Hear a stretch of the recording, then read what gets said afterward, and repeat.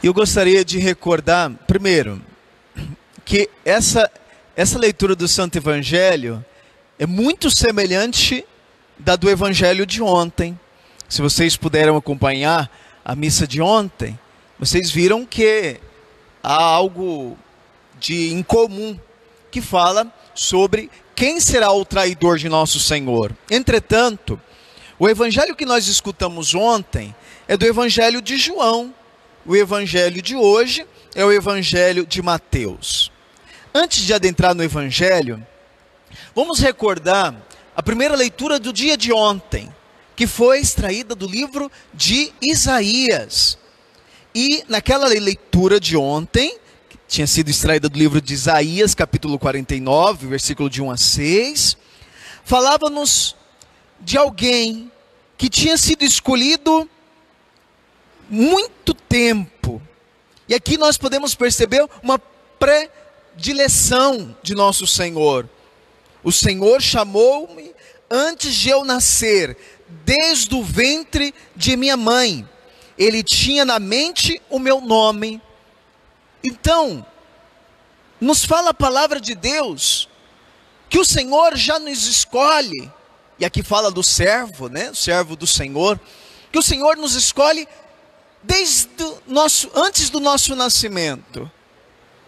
O Senhor já nos amava, muito antes de nós termos nascido. O Senhor já tinha nos escolhido.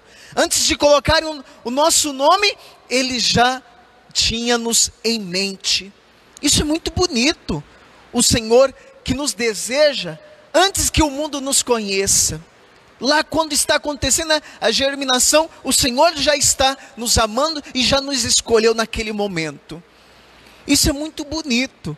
E mais bonito ainda, quando nós trazemos essa ação, ou esse amor, nós percebemos esse amor do Senhor para com os discípulos, por exemplo.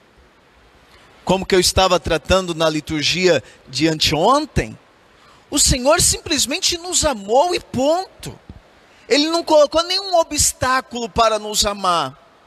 Quando o Senhor chamou os discípulos, por exemplo, o Senhor chamou porque Ele os amava. Entretanto, um daqueles que Ele amou com toda a sua força, foi aquele que traiu. Foi aquele que o vendeu por 30 moedas de prata. Isso nos deixa encabulado. Isso nos deixa muito triste. Mas como? O Senhor que tanto amou Judas, o Iscariotes, como que ele foi capaz de vender o nosso Senhor, de trair o nosso Salvador?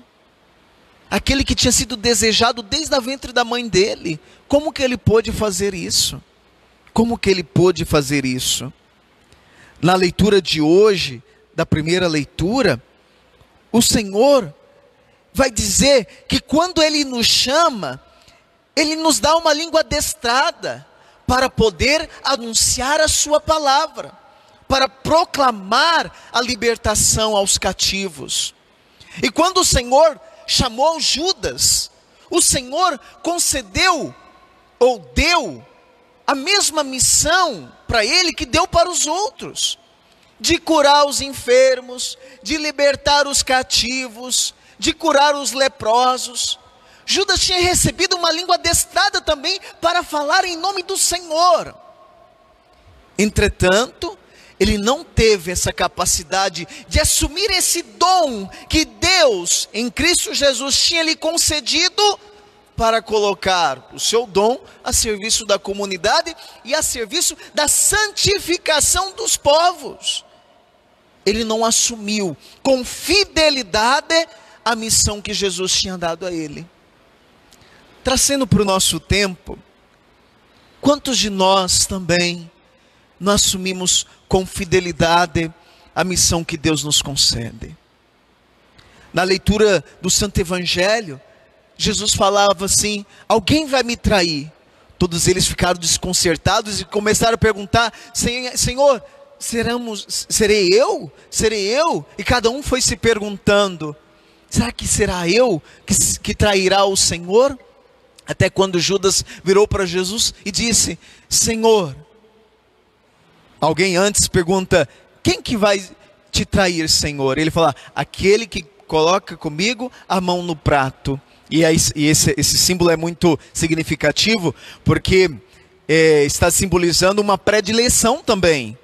Porque geralmente, na casa de vocês também talvez seja assim, né? Quando chega um convidado, quem que vai comer primeiro quando é servida a comida? A visita. Sempre é quem está nos visitando. Então é sempre uma predileção. Não, para aquela pessoa é o de melhor. E Judas então também tem essa predileção de Jesus. Entretanto, ele não assume esse amor dado a ele por nosso Senhor. E aí Judas fala: será eu, Senhor? E Jesus fala: tu dizes, né? Tu que fala, tu o dizes.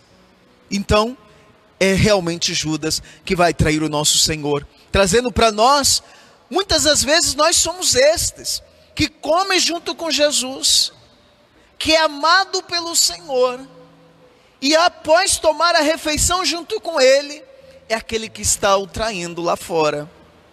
Só a gente perceber aqui, por exemplo, né? Os que estão acompanhando em casa também, pode colocar a mão na consciência e pensar um pouco, né? Participam da Eucaristia, dizem que são católicos, mas quando está longe da igreja, são aqueles que criticam o padre, criticam a igreja, falam mal do Santo Padre, o Papa, entende? São os verdadeiros traidores. Aqueles que dizem: Senhor, eu estarei contigo até o fim dos tempos. Mas na primeira oportunidade, é aquele que trai o nosso Senhor. Nós devemos pensar, e somos esses que comem junto com o Senhor, que tomam a Eucaristia, que participam da missa dominicalmente. A gente tem que pensar: será que nós estamos assumindo com fidelidade aquilo que é a missão que Jesus está confiando a mim? Será que eu estou valendo esse amor que o Senhor demonstrou para mim na Santa Cruz? Ou estou sendo um traidor da igreja? Aquele que diz católico, que se diz católico, mas no primeiro momento, ou na primeira oportunidade que tem para abandonar a igreja, ele vai abandonar. Na primeira oportunidade que ele tiver de falar mal da igreja, do padre, ou do papa, do bispo, que seja, ele vai falar. Então, nós devemos pensar, porque assim como Judas, existem ocasiões que podem nos encantar mais do que o amor de nosso Senhor. Nós não podemos permitir com que Satanás venha nos tirar aquilo que é a nossa vontade e o nosso amor de servir o nosso Salvador. Que os santos da igreja nos ajude a permanecer na fidelidade de Cristo. Louvado seja nosso Senhor Jesus Cristo. Para sempre seja louvado.